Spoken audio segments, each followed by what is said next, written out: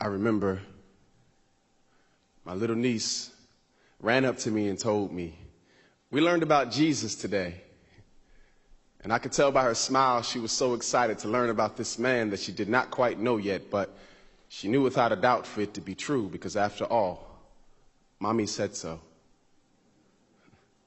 And that was the first time in my life that I looked into the eyes of a child and envied them, because she had no idea of what it feels like to doubt.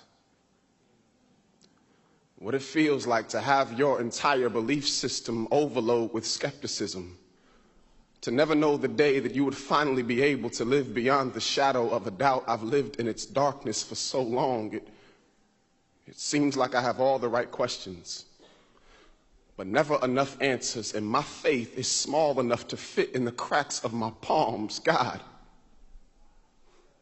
every night I lay my head down to sleep, the city of my mind is attacked by a legion of questions, threatening the living rooms of my sanity and holding them hostage. Can you help me? Last year, my grandmother laid in a hospital bed like a bus stop, waiting for God to come pick her up. I had never seen such pain and such confidence living in the same eyes when she told me, "I don't know what I'm going to do, but I know who I belong to." And I was so happy for her. And something inside of me wished that somehow before she passed away, she could pass down her confidence in God to me like an old family picture.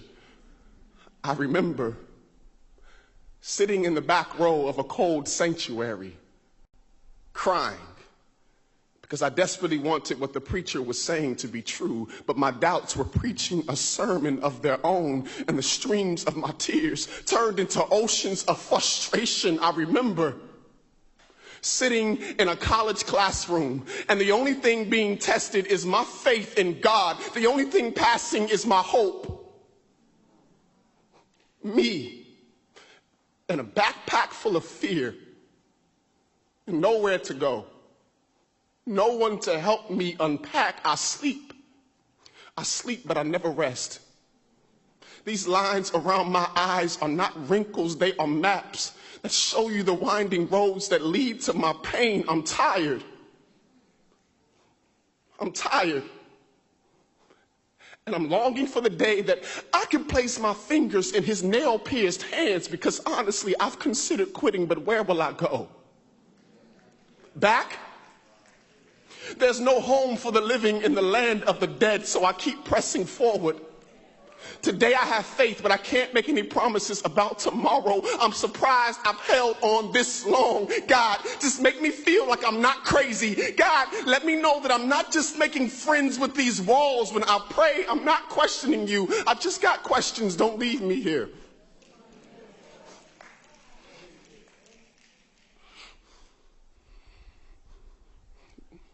Don't leave me.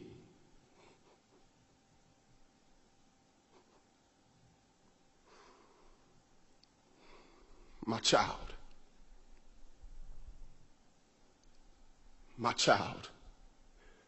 when it seems like you have all the right questions, but never enough answers, and your faith is small enough to fit in the cracks of your palms, I told you, faith the size of mustard seeds can rearrange whole landscapes and turn mountains into open highways. Faith comes by my word, so maybe you've cuffed your ears. My child, don't be childish.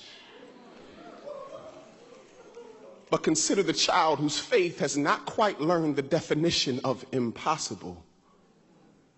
Have your questions. I'm not telling you to have a blind faith. I'm telling you to consider the blind men who had faith and believed my words before they were even able to see me. Consider the birds that eat from my hand and do not fall from the sky without my consent. So how much more will I love the ones that I died for? Before you doubt me, doubt your doubts.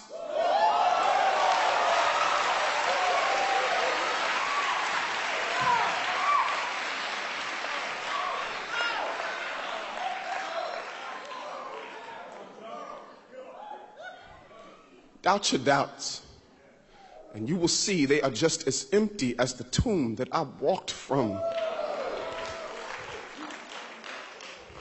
Truth is, you know I'm here.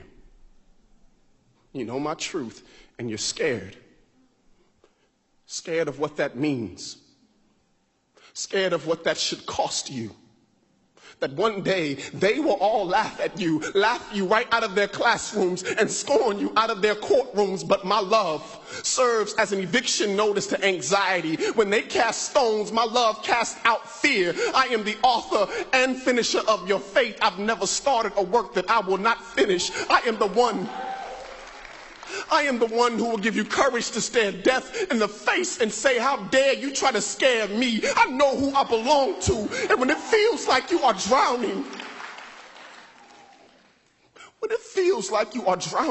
in a sea of your questions, just know I'm there. I'm there. Like when I drowned in the Red Sea of my blood for you, and these hands that took holes will hold you. And when I told you that I would love you forever, I meant it. Don't you see these rings in my hands? See, we are married. For better or for worse. Through sickness and in health, through faith and through questions, till death brings us closer, you are mine.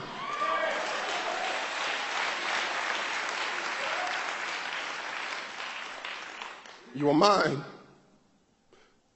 and I am yours, I promise.